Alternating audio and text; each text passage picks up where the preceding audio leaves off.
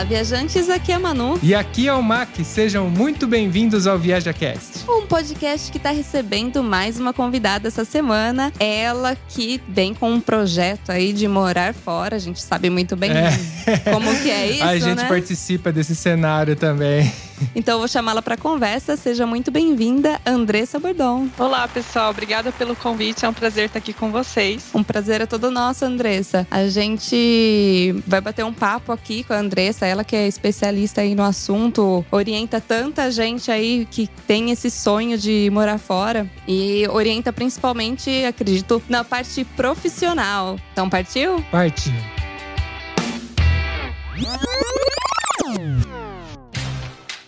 Mas antes de começar esse episódio, temos alguns recadinhos. Participe do nosso grupo Olá Viajantes no Telegram. Acesse viaja.link/grupo. Lá você entra em contato diretamente conosco e fica sabendo das novidades antes de todo mundo. viaja.link/grupo. Simples assim. E para ajudar a manter esse podcast no ar, acesse viaja.link/apoie. Com muito pouco, você nos ajuda a produzir cada vez mais e melhor o ViajaCast. Acesse agora enquanto você está nos ouvindo. viaja.link/apoie. Como agradecimento, todos os apoiadores estarão na descrição de cada episódio.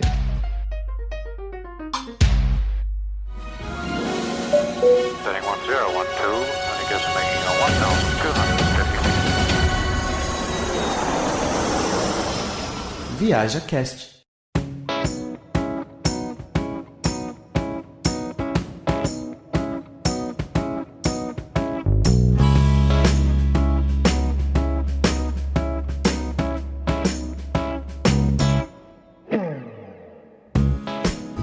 Andressa, primeiro a gente vai até revelar aqui, você mora na Alemanha hoje, justo? Isso. Estou na Europa há quase 2 anos, mas atualmente estou morando na Alemanha há 6 meses. Ah, então você não estava na Alemanha primeiro. Onde você foi? Por onde você passou? Então, eu morava antes na Hungria, Na Hungria. Ah, essa foi interessante.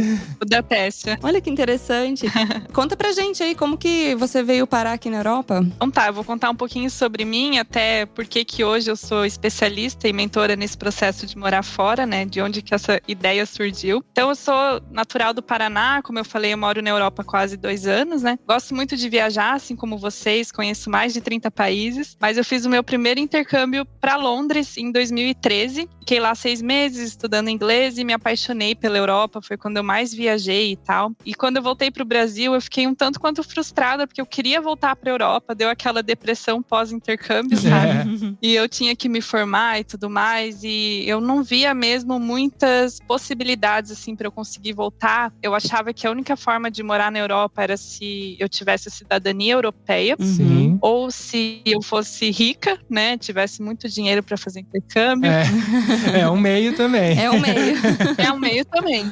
Ou se eu falasse várias línguas, né, tivesse um inglês super fluente, falasse alemão, italiano, não sei. Então, eu realmente fiquei por muitos anos, assim, por quase 6 anos, pensando, né, como que eu faria. Então, eu tentei cidadania, porque minha família é de origem italiana, não deu certo e fiquei, né, correndo atrás do próprio rabo, tentando achar uma forma de vir. E assim, demorou vários anos, como eu falei, eu me formei, e os anos foram passando e tal. Até que um dia, uma amiga minha falou assim, por que você não vai pela IESEC, que foi o programa que me possibilitou vir para a Europa pela segunda vez, quando eu fui para a Hungria.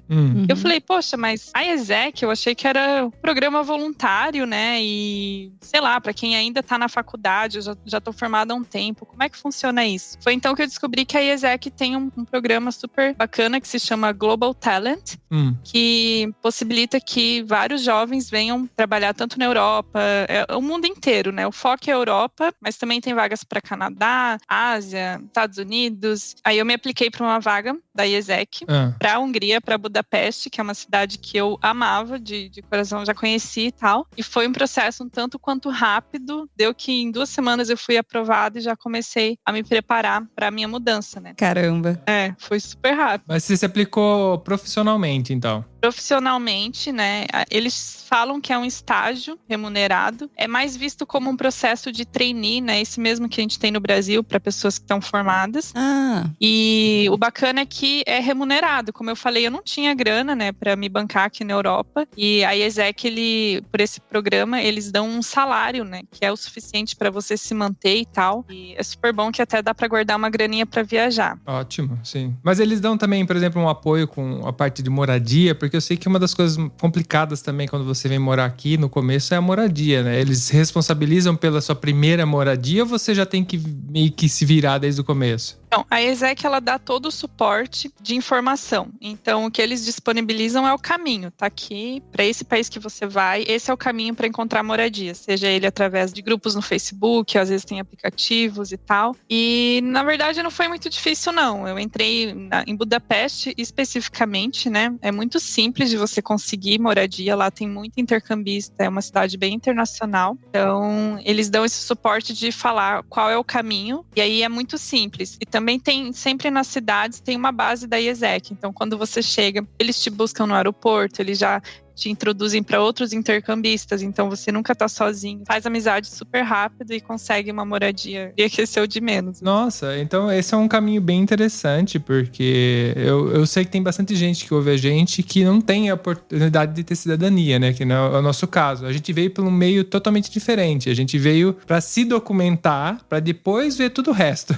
A gente fez o processo inverso, né? Na verdade. E não é todo mundo que tem isso. Então é muito interessante que eu não sabia que você tinha essa possibilidade, por exemplo, pela IESEC. Eu sei que existem, você pode ter um LinkedIn todo em inglês e ser bom em inglês, que nem ela falou, né? Que você pode ter a oportunidade de trabalhar no exterior, mas é um processo diferente, né? E é legal que você não vai sozinho, né? Isso que você chega lá, tem uma comunidade para te receber. Isso eu vejo como uma coisa muito importante e ajuda muito no começo. Te dá mais segurança, né? Pra chegar no lugar. Exatamente. E o bacana, então, é que, por exemplo, sendo praticamente um estágio, você não precisa ser aquele profissional com aquela puta carreira já toda feita no Brasil, no caso, pra depois tentar uma carreira no exterior, no caso. Então, é um meio de você começar a sua carreira fora, né? Essa é uma das grandes vantagens, né, desse programa, que exige que você tenha uma certa experiência profissional para ser aprovado para uma vaga, mas não é nada de outro mundo, assim. 6, 7 meses de estágio, eu diria que já é o suficiente. E é um programa que você pode se aplicar até os 30 anos, estando ou não formado, né? Às vezes você está fazendo uma pós-graduação e tal. Então, isso é realmente uma informação que poucas pessoas têm. É pouco divulgado, né? E justamente por isso, quando eu cheguei na Hungria, que eu vi esse tanto de brasileiro que tinha lá, que utilizavam a possibilidade da IESEC como uma porta de entrada, eu decidi criar o projeto Morar Fora justamente para divulgar essas informações e outras que eu fui descobrindo, né, ao longo do meu intercâmbio, para abrir os olhos de muita gente que está no Brasil e desconhecem as possibilidades. Muito interessante.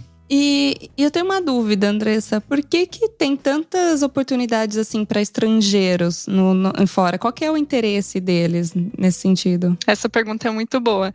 Por quê, né? Aqui a Europa é um continente, né, super desenvolvido, de países de economia forte e tudo mais, nem se compara com o Brasil, né? E sempre que a gente fala num ambiente muito desenvolvido, com empresas e tudo mais, a gente tem outros problemas, que é o problema demográfico, né? Uma população extremamente envelhecida, pouco renovada, então as famílias não são grandes aqui. E a Europa enfrenta esse problema de falta de mão de obra tanto especializada quanto mão de obra não especializada, né? É uma economia forte que precisa de pessoas para fazer a máquina girar, né? E muitas vezes não tem. Então a Europa, ela cria programas específicos, né, para estrangeiros justamente para virem para cá trabalhar, porque eles precisam mais da gente do que a gente deles, né? Imagina, por exemplo, a Itália, que é um país super turístico, né? E que tem uma população muito envelhecida. Se não tivessem estrangeiros aí, por exemplo, trabalhando em restaurantes, em lojas, né? Ou até mesmo nas empresas. Sim. Eles precisam de pessoas realmente para fazerem a máquina girar. Sim, eu até complemento o que você está falando, porque minha impressão desse tempo que eu trabalho aqui, eu passei por algumas empresas e existe até um ritmo diferente de trabalho, muito diferente do que a gente está acostumado no Brasil. Eu acho que essa geração, que é a nossa idade, assim, dessa faixa, na nossa idade, ela foi criada com pais que sofreram da guerra. Então eles deram tudo pra eles. Então os italianos mais jovens da nossa idade, eles não têm muita pique pra trabalhar igual a gente vem do Brasil, com essa cultura do sofrimento que a gente tem lá, de ter mais disponibilidade, de mais vontade. Até por a gente estar mudando de país, a gente já tem isso embutido, né, naturalmente. A gente quer fazer dar certo. É o famoso all-in, né? É all-in. Então, no trabalho, as pessoas ao meu redor que são nativas, italianas, por exemplo, aqui na Itália, eu sinto que eles trabalham assim, eu faço só isso, não mexo mais do lado. E quando chega alguém estrangeiro que é mais dinâmico, que a gente quer fazer dar certo, a gente ganha espaço muito rápido pra eles, porque eles ficam até impressionados, eles nem esperam que a gente vai conseguir executar do jeito que a gente executa. É meio que essa impressão que eu tenho dos trabalhos que eu passei aqui. Exatamente, é bem interessante você falar isso, porque eu trabalhei então na Hungria e agora eu trabalho na Alemanha, e países são completamente muito similares, né, nessa questão de hábito, né, de trabalho. Realmente eu sinto que aqui o europeu ele faz, vamos dizer assim, corpo mole, né?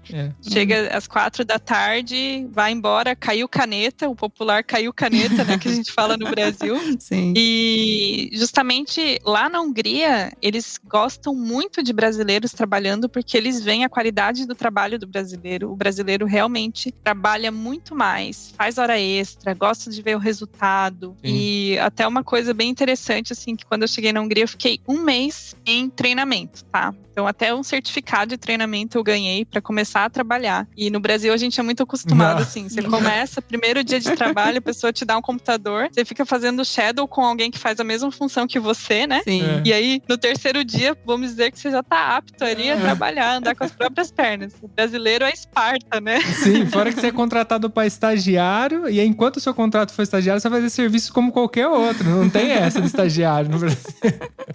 E aqui o ritmo é totalmente diferente, e até no meu projeto lá na empresa que eu trabalhava, que se chama Tata, que é uma empresa indiana enorme, né? Tem, não sei, só em Budapeste tem 3.000 funcionários. Nossa. Mais de 60 culturas diferentes no mesmo prédio, então 60 tipos de nacionalidades diferentes. Eles estão contratando muito brasileiro, então no projeto que eu trabalhava, só tinha eu e mais uma pessoa, né, brasileira, ao total 80 pessoas no projeto, e quando eu saí já tinham 10 brasileiros, e agora eu fiquei sabendo que dobrou o número, então eles estão substituindo a mão de obra lá por brasileiros, justamente por ver o resultado do trabalho que a gente faz, né? Por curiosidade, o que fazia essa empresa? Só pra galera que tá ouvindo, que tá interessada, né? Às vezes é alguma coisa aqui da área que a pessoa tá interessada. O que ela faz? Que nesse momento já anotaram no caderninho ali, ó, Tata. A Tata é uma das empresas que mais recrutam, assim, em Budapeste, recrutam aos montes, né? E por que Budapeste? Porque estrategicamente é interessante para uma empresa na Europa estar em Budapeste, que é o centro da Europa, então geograficamente, e também tem vários incentivos para a redução de impostos, né? Então, por isso que várias empresas da Europa estão migrando para a Hungria, justamente por esse incentivo. Mas imagina que a Hungria é do tamanho de Santa Catarina no Brasil. Sim. Não tem mão de obra disponível, então eles precisam muito de estrangeiro. Então, a maioria das empresas, diria que 60%, 70% do quadro de funcionários é de estrangeiros, né? E a Tata, por ser uma das maiores empresas que atuam lá, que recrutam aos montes, né? Na verdade, a Tata é do grupo Tata Motors, né? Quem conhece e tal. E esse grupo é dono de marcas gigantescas, por exemplo, Jaguar, e marcas de carro grandes, né? Okay. E também tem um braço da empresa que é a Tata Consultants, que é a parte que tem lá em Budapeste, que basicamente ela é uma empresa terceirizada de outras grandes multinacionais que contratam a Tata para fazer a operação de finanças e de TI, principalmente. Mas também tem uma parte de farmaco e tal, então por isso que precisa de gente mais nessa parte operacional. Então tem vaga para todo mundo, então, né? Tem vaga para todo mundo. É muito interessante. Interessante que eles não fazem discriminação de formação. Então, se a pessoa de repente, eu sou advogada, tem como eu trabalhar na área de TI? Tem. Eles vão te treinar, eles vão te contratar desde que você tenha um bom skill, né, de idioma, que você fale um idioma intermediário ou avançado, aí seria o inglês, né, e que você tenha uma formação. O resto, eles treinam, e treinam mesmo. Você fica apto a trabalhar em pouco tempo. Nossa, que isso é legal. Legal até porque às vezes a pessoa tá meio perdida aí, e isso é um curso que você vai trabalhando, né? Eu gosto muito mais da mão na massa. Eu aprendo muito mais com a mão na massa. Eu acho que isso às vezes é até incentivador. Você tá já executando, aprendendo e tal. Isso é muito interessante. Exato. E dali você saiu e foi parar na Alemanha? Ou você passou por outro lugar? Então, o interessante da IESEC aí, falando no geral, é que ela abre muitas portas, né? Depois de um ano, quando você acaba o teu contrato, geralmente as empresas te efetivam para você ficar trabalhando na Europa, e você ganha visto de trabalho e tudo mais. Sai da condição de estágio, passa a ser full-time employee, né? E o que acontece? Eu, já no meu 6º mês na Tata, eles já demonstraram interesse de me contratar e já fizeram uma proposta de efetivação e iniciaram o processo de visto. Só que nesse meio tempo, eu gostava muito de Budapeste, mas eu não me via lá morando para sempre na Hungria e tudo mais. Então eu já estava aplicando para outras vagas aí através de LinkedIn. E aí eu comecei a participar desse processo seletivo aqui para a Alemanha e fui aprovada. Então até atrasou um pouco, eu deveria ter vindo antes, mas por conta do Covid, eu acabei tendo que encerrar o meu contrato lá na Tata, fiquei mais um tempo lá, até conseguir o meu visto para vir para a Alemanha, mas aí eu vim em setembro de 2020. Interessante. Mas assim, quando você vai para fazer o estágio, já que você falou de visto, você já vai com um visto de trabalho ou é um visto de estudante? Que tipo de visto que é? É um visto de other purpose, né? É um visto outros, vamos dizer assim. Outros, na categoria. Que não é nem trabalho, nem estudo. É um estágio, está vinculado à IESEC, que é uma instituição sem fins lucrativos, né? E você também tem que estar com vínculo estudantil no Brasil, para a Hungria. Então eu estava matriculada numa pós lá, o tempo inteiro do estágio.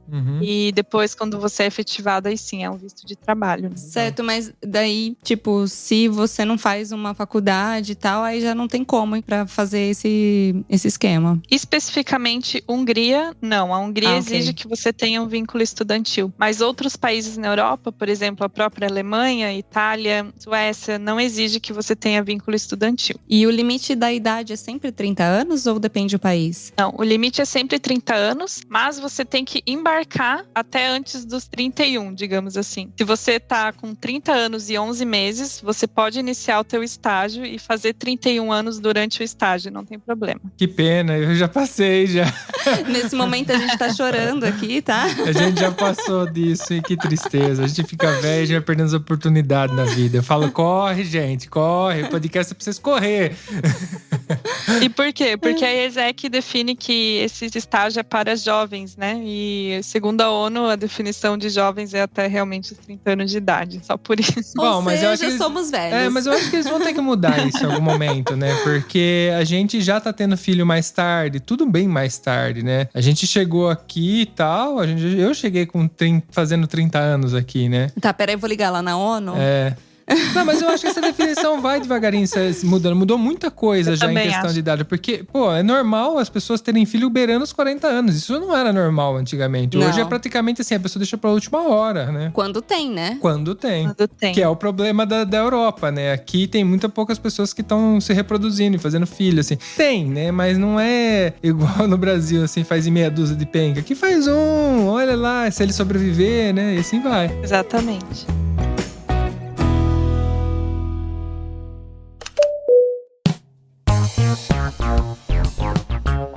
E Andressa, eu acho muito interessante porque, assim, quem tem sonho de morar fora, às vezes passa muito perrengue quando, por exemplo, vem por conta própria, que foi o nosso caso, pra se recolocar no mercado de trabalho. Então, é muito difícil, porque, assim, normalmente a pessoa vem até sem falar a língua local, então aprende tudo do zero. E isso demanda muito tempo, tanto pra aprender língua, cultura e também depois pra se recolocar no mercado de trabalho. Nesse caso, essas opções que você traz hoje aqui para o nosso podcast é exatamente para a pessoa já chegar trabalhando na área dela. Então, eu vejo como uma puta de uma oportunidade para a pessoa já chegar arrebentando. Tipo assim, e isso garante até uma segurança, uma certa segurança para a pessoa de chegar e fazer o negócio dar certo, né? E eu queria perguntar para você, já que a gente falou assim que nem sempre é necessário estar já matriculado numa faculdade ou numa pós-graduação para começar, pessoas que já são formadas, no caso, têm necessidade de fazer uma validação do diploma para começar a trabalhar ou vir para um projeto desse? Então vamos por partes. Exatamente. É uma boa porta de entrada você vir. Eu, como mentora, né, e nesse processo de morar fora, eu considero uma das formas mais seguras, sim, você já vir trabalhando, né? Outras formas, por exemplo, um mestrado profissional, um mestrado de baixo custo, porque isso é muito bem visto também no mercado europeu. Então, geralmente, depois eu vou falar um pouquinho, né, que eu tenho um curso Morar Fora, mas os nossos alunos, eles vêm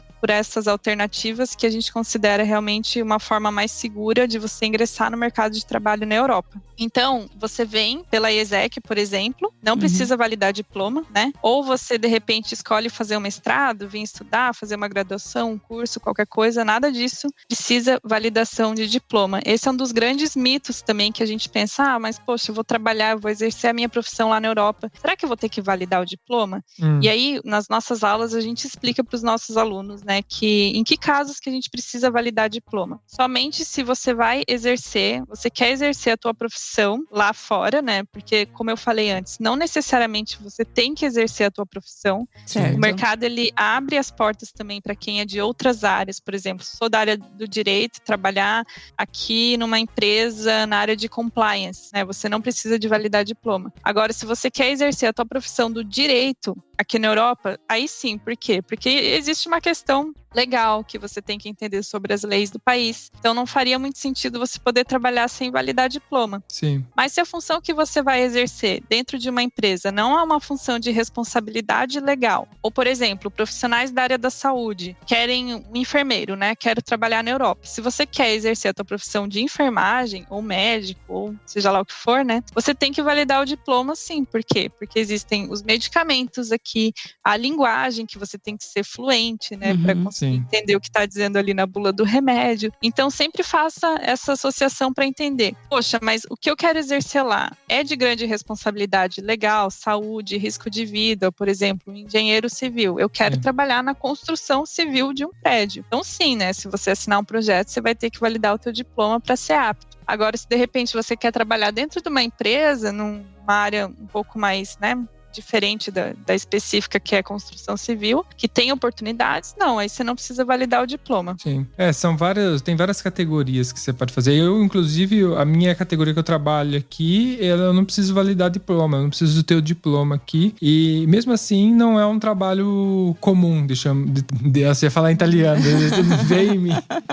Mas é que não é, por exemplo, um trabalho simples. Eu trabalho como projetista mecânico e eu não validei o meu diploma, não precisei comprovar engenharia mecânica para poder fazer, no meu caso. Agora, se eu tivesse que escalonar para assinar, né, aí eu teria que ter vários. Provavelmente eu teria que fazer até um curso para poder fazer isso, que é adaptar a minha linguagem do Brasil, né, pegar a linguagem italiana para aquela aplicação. Sim, quando assina como responsável de um projeto e tudo mais, né? No meu caso, eu também hoje trabalho na minha área, que eu trabalhava no Brasil, que eu sou formada no Brasil e tal. E eu não tive que validar diploma, porém, Pra estudar, sim. Pra estudar, por que eu fiz? Eu fiz o processo inverso. Eu fiz mais 1 ano de curso aqui pra entender a linguagem e tudo mais, mas eu tive que comprovar que eu tinha estudo suficiente no Brasil pra me ingressar nesse curso técnico aqui. Sim. Porque senão eu teria que começar do começo, praticamente. Tipo, como se fosse um supletivo no Brasil. E sendo que eu já tinha feito faculdade e tudo mais. Então, eu só tive que comprovar pra escola e depois… Pra poder pular ainda, nem foi isso pra poder estudar. É que eu queria pular um bom trecho, né? Então, vamos pular isso aqui que a gente já tá tranquilo, né? Aí você teve que comprovar. Validação de disciplina.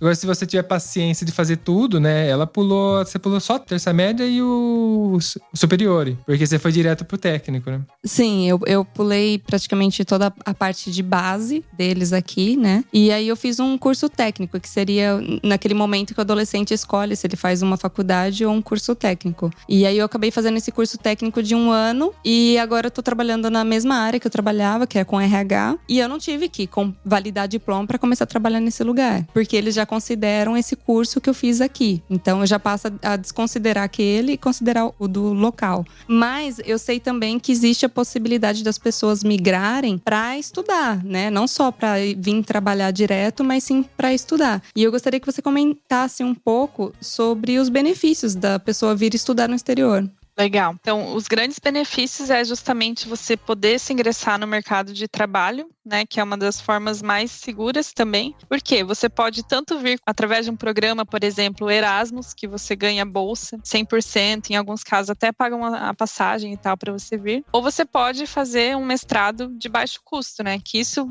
pessoas também não têm conhecimento.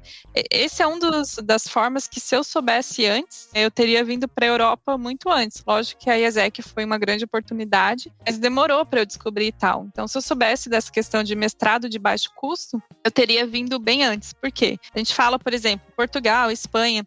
Portugal, vamos falar de Portugal, que eu acho mais vantajoso.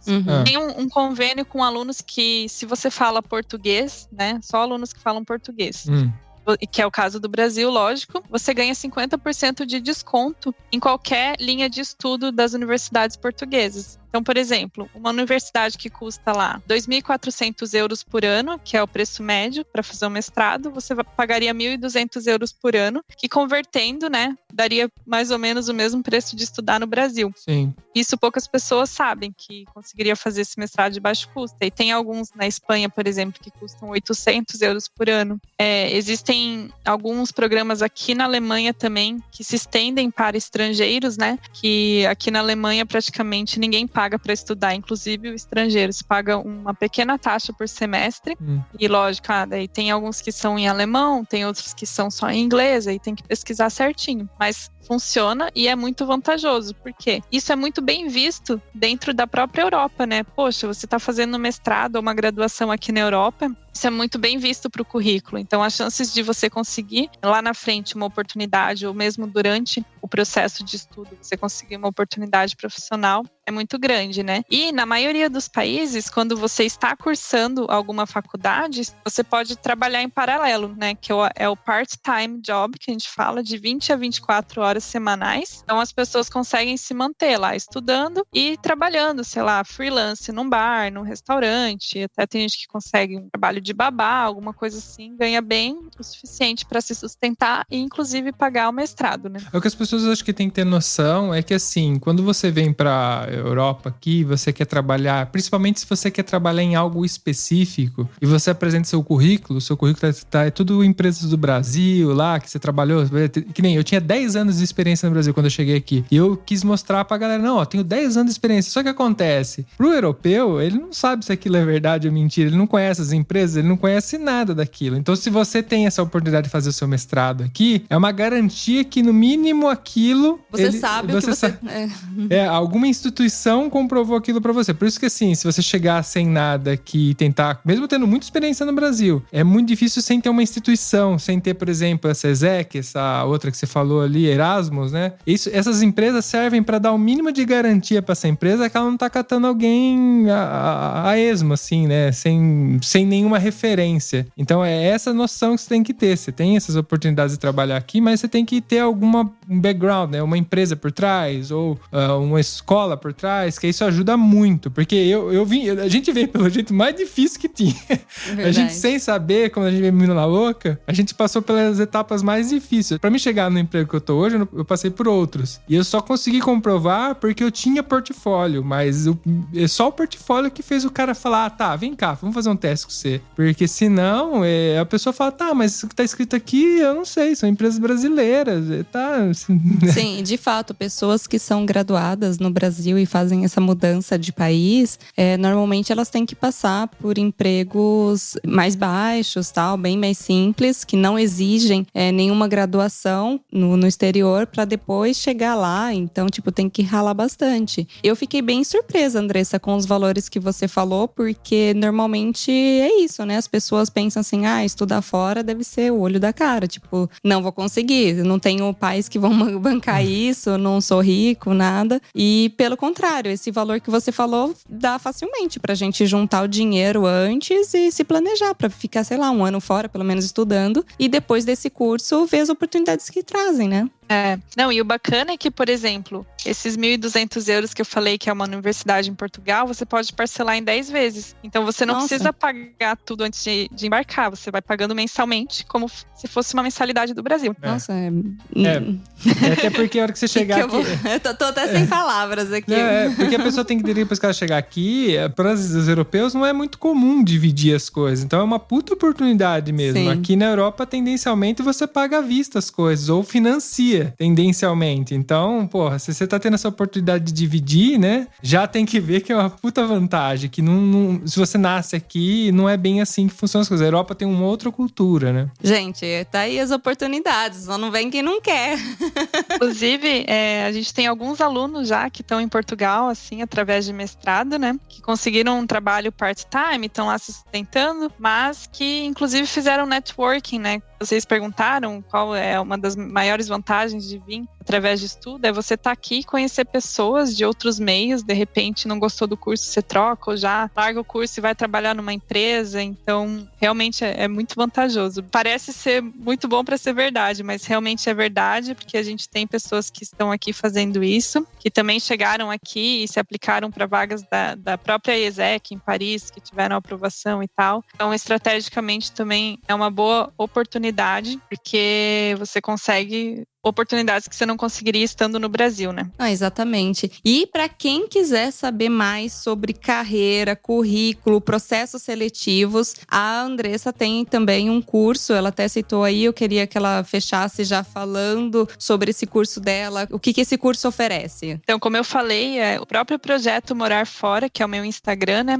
@Projeto Morar Fora, ele surgiu diante dessa identificação que eu vi, né? De tantas oportunidades que tinham e que eu realmente queria divulgar isso para o mundo, para todo mundo que tem interesse, para saber que é possível você realizar o teu sonho sim de ir embora, você não precisa ser rico, não precisa falar 30 línguas diferentes e tal. E através disso foi criado o curso Morar Fora com a minha sócia, que é a Malu Intercâmbio, @Malu Intercâmbio, também fala basicamente sobre os mesmos assuntos que eu falo, né? Sempre divulgando os programas diferentes de intercâmbio. E no curso a gente realmente ensina essas possibilidades, porque quando a gente fala nessa questão de morar fora, até as universidades que eu citei aqui, vocês podem até estar se perguntando, poxa, mas onde que eu vou procurar isso, né? Onde que eu acho essa universidade? E realmente não é uma tarefa fácil, né? Então o curso tem mais de 200 aulas sobre diferentes formas de migrar, formas que a gente entende também que são factíveis, né? Porque eu particularmente acho que a Andressa não conseguiu uma bolsa em Harvard, porque o nosso ensino, a minha preparação foi totalmente diferente, então eu acho que não é factível, então realmente prezo por falar sempre para os meus alunos de oportunidades que são factíveis de conseguir, né? Essas mais de 200 aulas são realmente falando de programas muito interessantes e organizando realmente esses links de universidades, links de programa, toda a estrutura ensinando como aplicar para o processo seletivo da IESEC, como que funciona, como que acha depois moradia, até vocês citaram, né? Se precisa ou não falar inglês. Então, realmente é um curso muito completo, a gente tem muito orgulho dele, né? Os feedbacks muito bons, pessoas que realmente conseguiram realizar esse sonho ou que estão com um plano feito já sabendo o que vai fazer daqui para frente, e tudo isso no meio da pandemia, né? Relativamente novo. A gente está na 3ª turma e a gente conseguiu embarcar alguns alunos mesmo no meio da pandemia para virem estudar aqui já com visto certinho, de forma segura, sem grandes riscos, né? Então essa é a grande ideia do curso, é realmente fazer essa divulgação, trazer para vocês, né, para o público as oportunidades,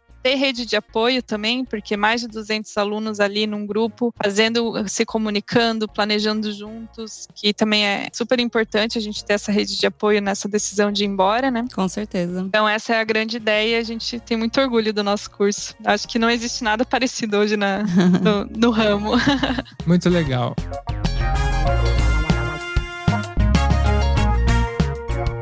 Bom, eu vou deixar os links do curso dela aqui na descrição, Instagram, tudo que ela passar pra gente vai estar aqui no link da descrição desse episódio, você pode clicar lá. E eu gostaria de fechar esse programa fazendo uma pergunta que eu vou começar a fazer pra toda pessoa que mora na Alemanha que a gente entrevistar.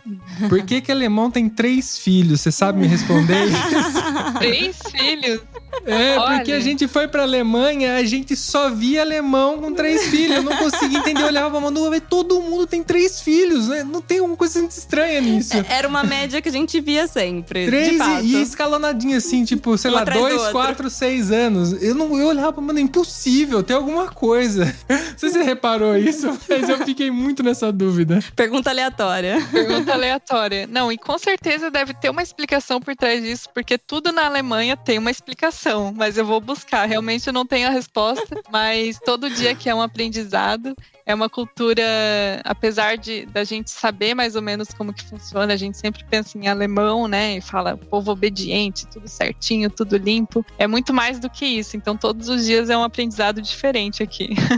Andressa, qualquer coisa eu te chamo de volta para falar um pouco da sua vida aí na Alemanha. O que você acha? Com certeza, fico à disposição. Gosto muito de falar sobre a vida aqui, né? Eu falo sempre lá no meu Instagram. Também tenho essa experiência na Hungria, que era outra cultura totalmente diferente.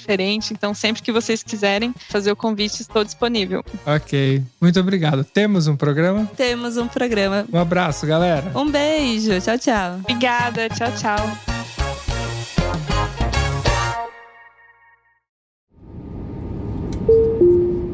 Eu tenho certeza que você lembrou de alguém ouvindo esse episódio, então compartilhe agora mesmo com essa pessoa. Assim mantemos essa conexão entre nós, viajantes.